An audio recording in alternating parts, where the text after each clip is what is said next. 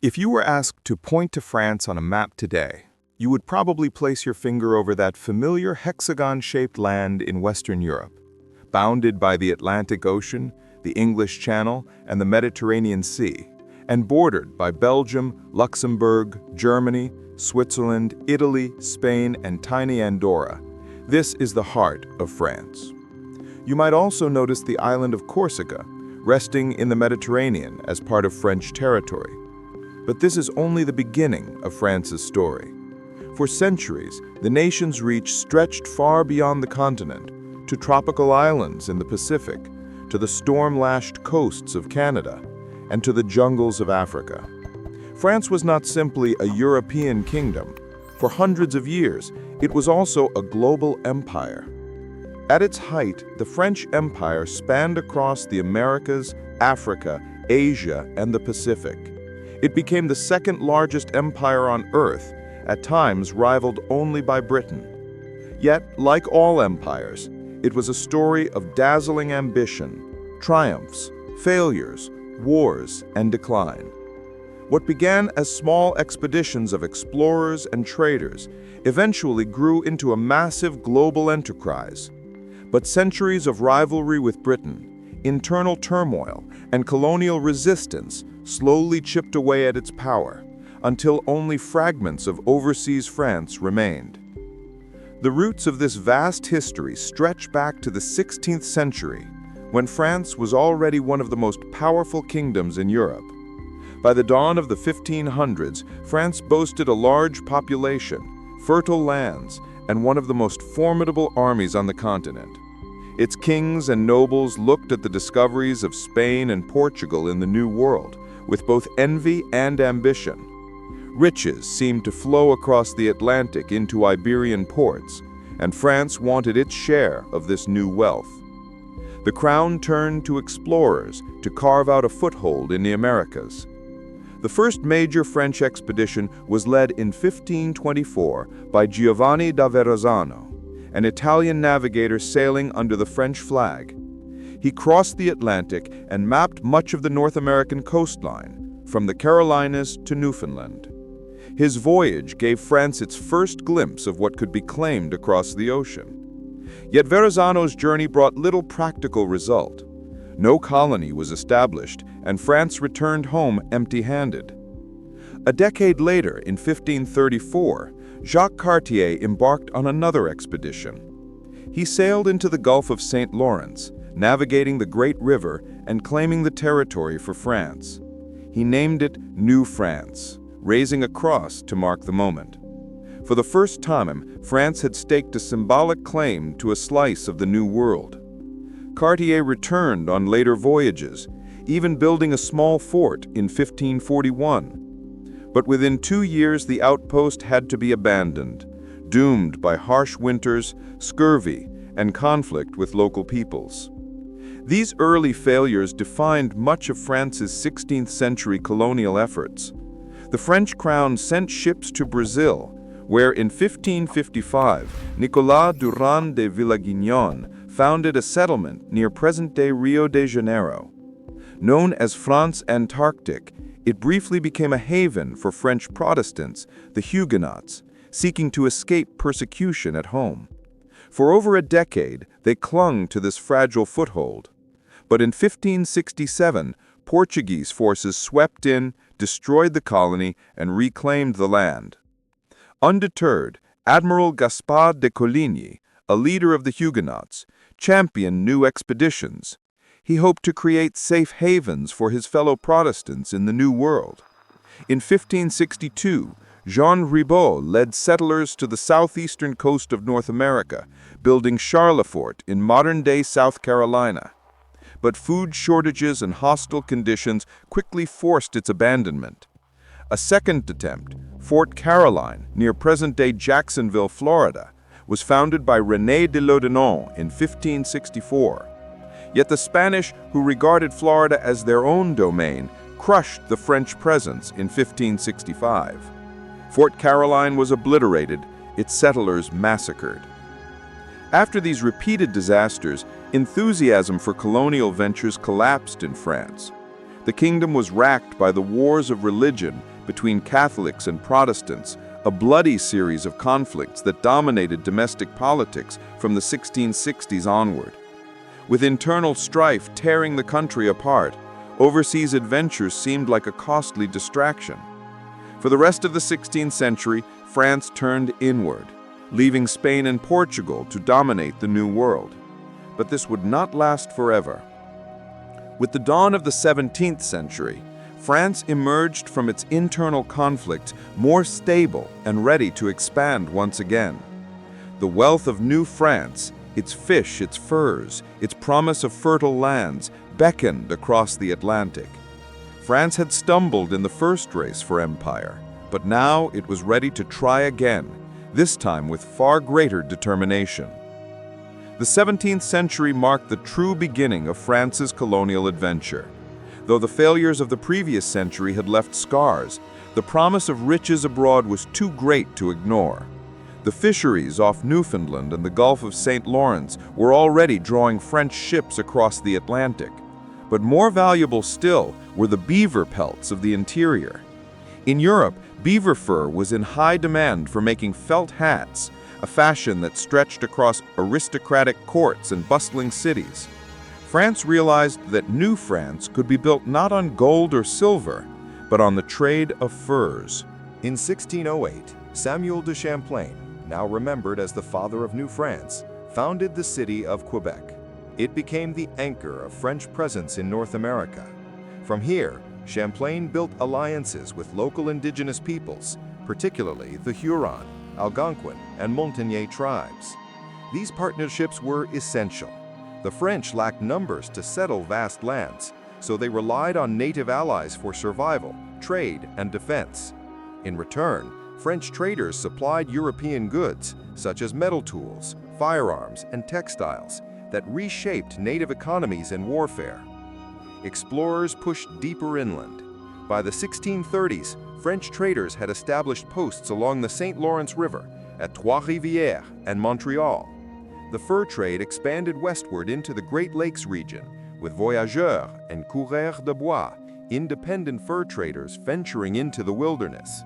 Unlike the English to the south, who built tightly packed agricultural colonies, the French spread thinly, focusing on trade networks rather than mass settlement. This gave France immense territorial claims, but it also left the empire sparsely populated and vulnerable. To strengthen the colony, the French crown stepped in. Cardinal Richelieu, advisor to King Louis XIII, established the Company of 100 Associates in 1627. Its mission was to bring settlers and organize trade in New France. The results were limited, but it set a precedent. The French monarchy would directly involve itself in colonial projects. When King Louis XIV came to power, he declared New France a royal province in 1663. From then on, the colony would be governed directly from Paris. Louis XIV poured resources into the colony. He dispatched soldiers to defend against Iroquois raids and rivals, while also sponsoring migration.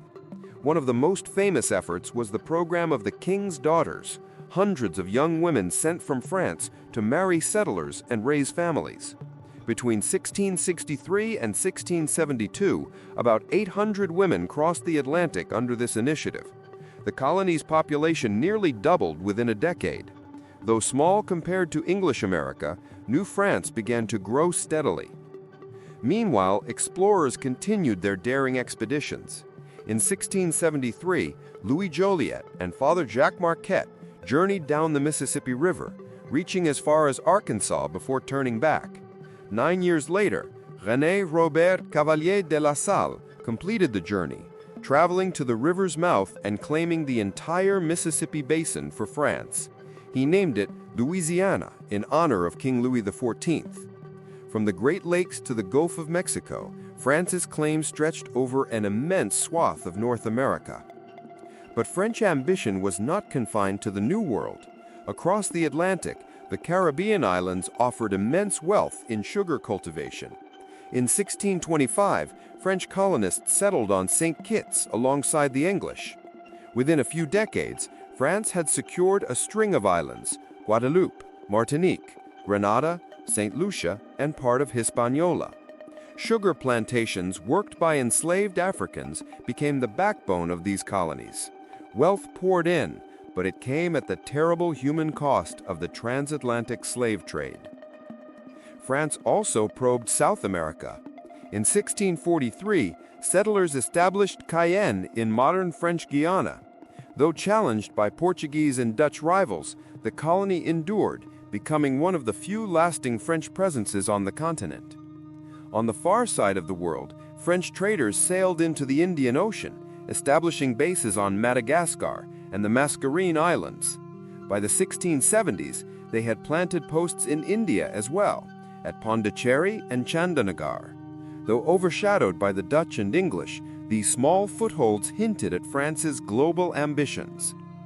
By the end of the 17th century, the French Empire had taken shape. In North America, it stretched from the Atlantic coast through the St. Lawrence and Great Lakes, down the Mississippi to the Gulf. In the Caribbean, it held rich sugar islands. In South America, a foothold in Guyana. In Africa and Asia, trading posts and small settlements. France was building a worldwide presence. But this empire was fragile. Its strength lay in scattered outposts, dependent on alliances, trade routes, and the will of distant kings. And looming on the horizon was a rival empire, the English, whose colonies pressed against France's borders in both America and India. The two powers had clashed for centuries in Europe.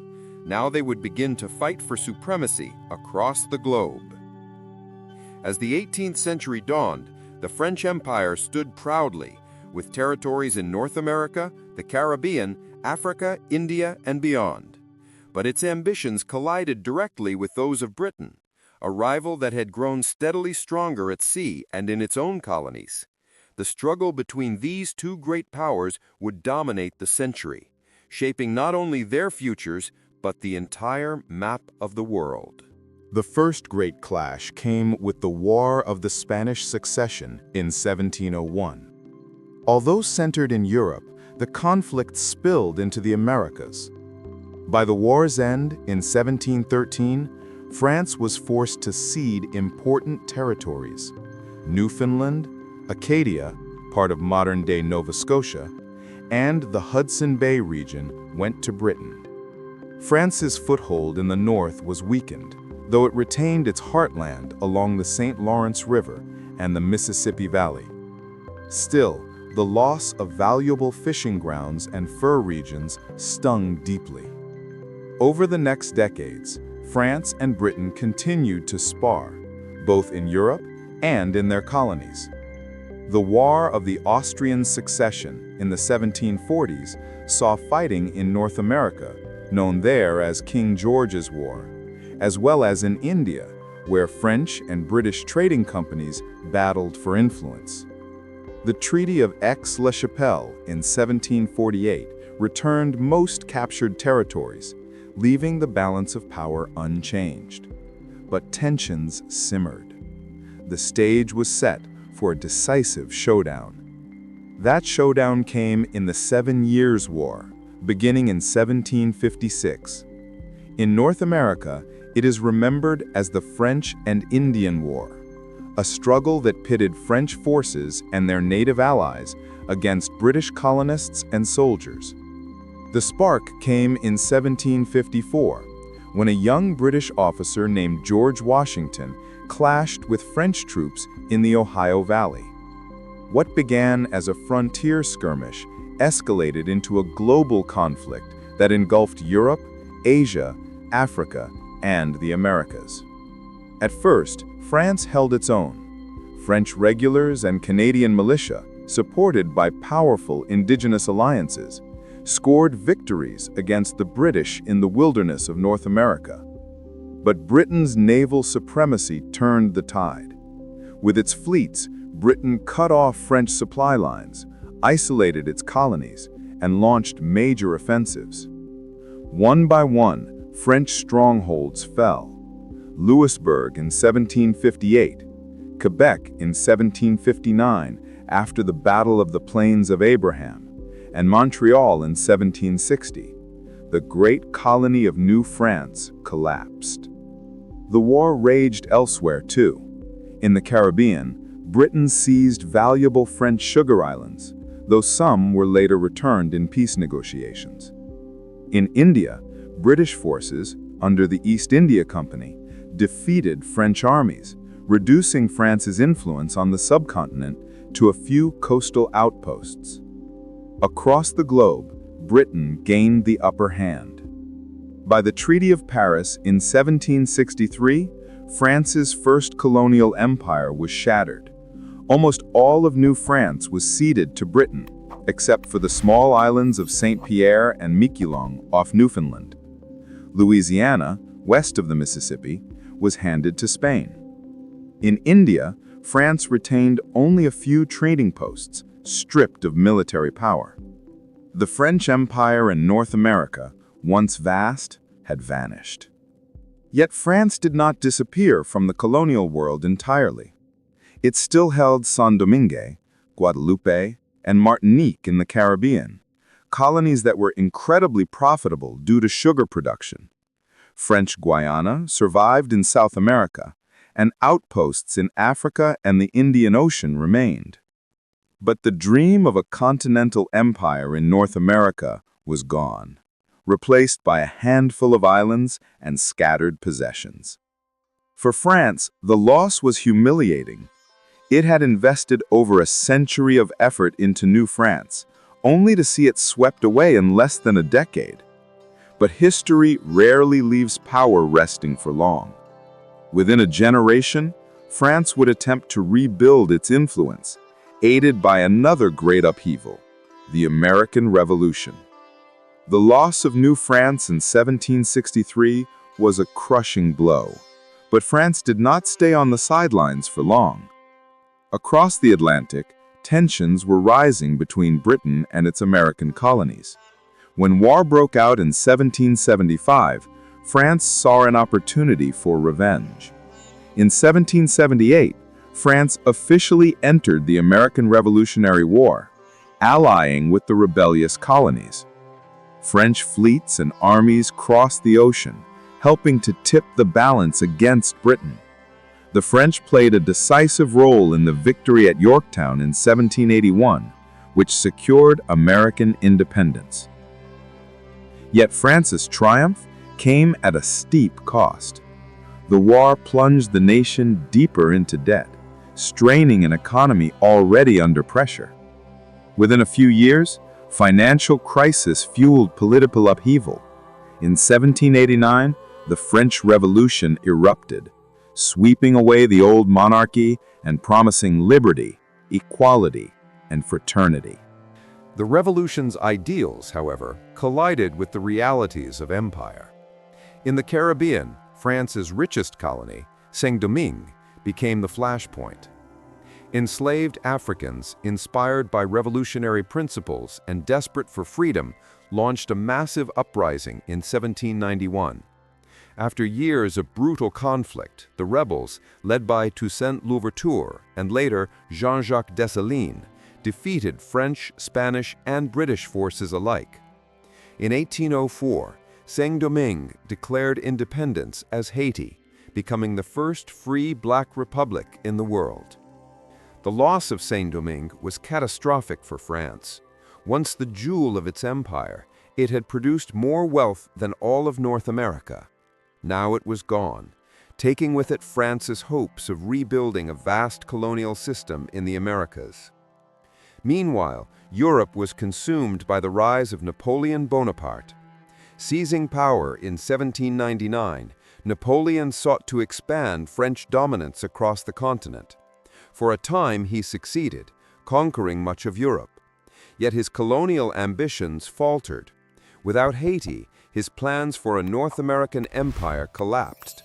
In 1803, Napoleon sold Louisiana, a territory stretching from the Mississippi River to the Rocky Mountains, to the United States for $15 million.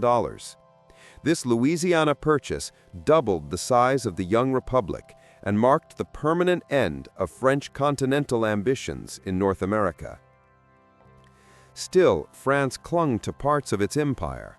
Guadeloupe, Martinique, French Guiana, and scattered islands in the Caribbean and Indian Ocean remained under French control. Colonies in Africa, such as Senegal, served as footholds for future expansion. But in comparison to Britain's global empire, France's possessions looked small and scattered. Napoleon's wars eventually led to his downfall, and by 1815, France faced a new world order. Britain had emerged as the dominant global power, ruling the seas and amassing colonies on every continent. France, by contrast, had lost most of its old empire. Yet even in defeat, the story was not over. A second wave of colonial expansion awaited in the 19th century, an empire that would stretch across Africa, Asia, and the Pacific. Though France entered the 19th century weakened, it was far from finished as a colonial power. The fall of Napoleon had reduced its empire, but the Industrial Revolution, rising nationalism, and competition with Britain inspired France to rebuild abroad. This was the age of the Second French Colonial Empire, an empire that would eventually become the second largest in the world after Britain. The first major step came in North Africa. In 1830, French forces invaded Algeria, beginning a brutal conquest that would last decades. Resistance was fierce, especially under leaders like Abdelkader, but by the mid-19th century, Algeria was firmly in French hands. Unlike other colonies, Algeria was declared an extension of France itself, with settlers arriving from Europe to farm its lands. It became the cornerstone of France's African empire. From Algeria, France expanded further. By the mid-1800s, it established control over parts of Senegal, Ivory Coast, and other territories along West Africa's coast. At first, these outposts were mostly trading stations, but over time, they became the foundations of a vast African dominion. By the late 19th century, France would control huge swaths of West and Central Africa. In Asia, France turned its attention to Indochina. Missionaries and traders had been active in Vietnam, Cambodia, and Laos for decades. But in the 1850s, France began military campaigns to secure influence. Saigon fell in 1859, and over the next decades, France expanded its control, eventually uniting Vietnam, Cambodia, and Laos into French Indochina. Rich in rice, rubber, and other resources, the colony became one of the jewels of France's Asian empire. Elsewhere in Asia, France maintained a presence in India, though limited to small trading enclaves like Pondicherry. More importantly, it expanded in the Pacific, taking possession of New Caledonia in 1853, and later Tahiti and other islands in French Polynesia. These colonies provided naval bases, resources, and strategic power in the South Pacific. Meanwhile, in the Caribbean, France retained Guadeloupe, Martinique, and French Guiana. Slavery, abolished during the Revolution, had been restored under Napoleon, but was finally ended in 1848. Freed from slavery, these colonies remained important parts of France's overseas possessions, though their economic power declined compared to earlier centuries. By the late 19th century, the Second French colonial empire was expanding rapidly. Motivated by competition with Britain and Germany, as well as by a belief in the so-called civilizing mission, France claimed more and more territory. In Africa, its empire spread deep into the interior, linking Algeria with Senegal and stretching east toward the Red Sea. In Asia, Indochina solidified under French rule. By the eve of the 20th century, France had once again become a global empire, though one very different from the first, based more in Africa and Asia than in the Americas. Yet this new empire came at a cost. Indigenous peoples resisted colonization fiercely from Algeria to Vietnam, and France's control was often maintained through military force and exploitation. Still, by 1914, on the eve of the First World War, the French Empire covered more than 11 million square kilometers, with colonies and territories on nearly every continent. By the early 20th century, France had rebuilt itself into a vast empire, second only to Britain. Its colonies stretched across Africa, Asia, the Pacific, and the Caribbean, home to millions of people under French rule. But this empire would be tested like never before in the age of global war. When the First World War erupted in 1914, France called upon its empire for support. Hundreds of thousands of colonial soldiers, known as tirailleurs sénégalais from Africa, as well as troops from Indochina, Madagascar, and North Africa, were recruited to fight on European battlefields. Many died in the trenches of the Western Front, defending a homeland they had never seen. Colonies also supplied food, raw materials, and labor to sustain the war effort. The war ended in 1918 with France victorious, but at a terrible cost. Over 1 million French soldiers were dead, and the nation was exhausted. Yet the empire actually grew larger.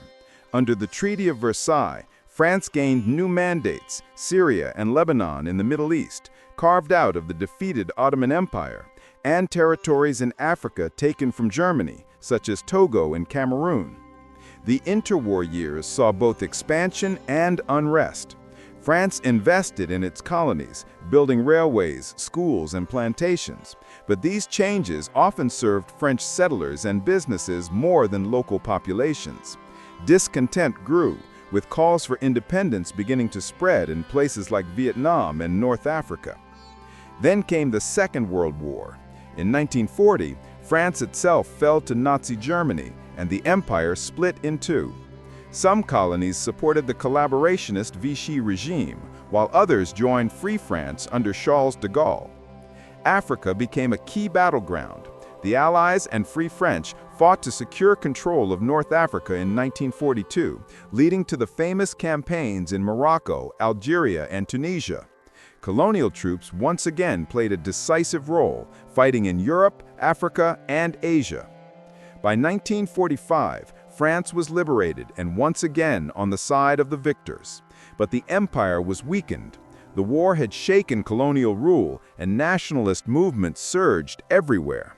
In Vietnam, Ho Chi Minh declared independence in September 1945, igniting the First Indochina War against French forces. In Syria and Lebanon, independence movements forced France to withdraw by the late 1940s. But it was in North Africa that the most dramatic and violent decolonization struggles occurred. Morocco and Tunisia won independence relatively peacefully in 1956. Algeria, however, was different. Considered not just a colony, but a part of France itself, Algeria had been settled by over 1 million Europeans. When the Algerian War of Independence began in 1954, it became one of the bloodiest decolonization conflicts of the 20th century. The National Liberation Front, FLN, launched guerrilla attacks, while French forces responded with brutal counterinsurgency campaigns, including torture and mass arrests. The war divided France, shaking its politics and society. After 8 years of bitter conflict, independence was achieved in 1962, ending 132 years of French rule. Elsewhere in sub-Saharan Africa, France pursued a different strategy. Instead of bloody wars, it offered reforms, autonomy, and eventually negotiated independence. In 1960 alone, often called the Year of Africa, more than a dozen French colonies, including Senegal, Mali, Ivory Coast, Chad, and Madagascar, became independent nations. While many retained economic and cultural ties to France, political sovereignty was achieved. By the 1970s, the French Empire, as it had once been, was gone. Vietnam, Algeria, Morocco, Tunisia, and most of Africa were independent. France retained only a handful of overseas territories: Guadeloupe, Martinique, French Guiana, Réunion, New Caledonia, French Polynesia, and a few smaller islands. These were no longer seen as colonies, but as overseas departments and territories, integrated politically with France. The collapse of the empire was not only a loss of territory, but also a transformation of France itself. Millions of former colonial subjects migrated to France, shaping its culture, politics, and society. The legacy of empire remained, visible in language, trade, and identity. By the end of decolonization, France was no longer a global empire, but it remained a global nation, with ties and responsibilities stretching far beyond Europe. The French Empire, once vast and contested across continents, officially ended in the 20th century, yet its legacy is deeply woven into the fabric of today's world. Though France no longer rules vast territories, it still maintains a global presence through its overseas regions, culture, and influence. Today, France retains several overseas departments and territories, dom-tom. These include Guadeloupe, Martinique, French Guiana, Réunion, and Mayotte, which are considered integral parts of France, represented in the French Parliament and the European Union. Beyond these, France holds territories in the Pacific, New Caledonia, French Polynesia, and Wallis and Futuna, as well as strategic islands in the Indian Ocean and around the world, such as Mayotte and the Kerguelen Islands. In total, France's overseas possessions give it the world's second-largest exclusive economic zone, granting vast maritime power. Culturally, the impact of the empire is even greater. The French language is spoken by over 300 million people worldwide, not only in France, but across Africa, the Caribbean, and parts of Asia and the Pacific. France helped establish l'Organisation Internationale de la Francophonie, a global community of French-speaking nations, promoting language, culture, and diplomacy. The empire also left complex legacies. In Africa and Asia, colonial borders often ignored local realities, contributing to conflicts after independence. France's economic influence, sometimes called France-Afrique, has been both criticized as neocolonialism and recognized as a lasting tie. In France itself, immigration from former colonies has reshaped society, creating a diverse but sometimes divided nation. Politically, France remains a global power, partly thanks to its colonial past. Its overseas bases and territories provide strategic military and economic advantages. Its history of empire also drives its active role in international diplomacy, peacekeeping, and cultural exchange. The story of the French Empire is one of ambition and contradiction, exploration and exploitation, culture and conquest, innovation and injustice. From Canada to the Caribbean, from Africa to Indochina, France left behind cities, languages, traditions, and scars. Though the empire has fallen, its echoes continue to shape the modern world. In the end, the French Empire was not simply a story of domination and loss, but of transformation. It changed France, it changed the lands it touched, and it helped shape the global age we live in today.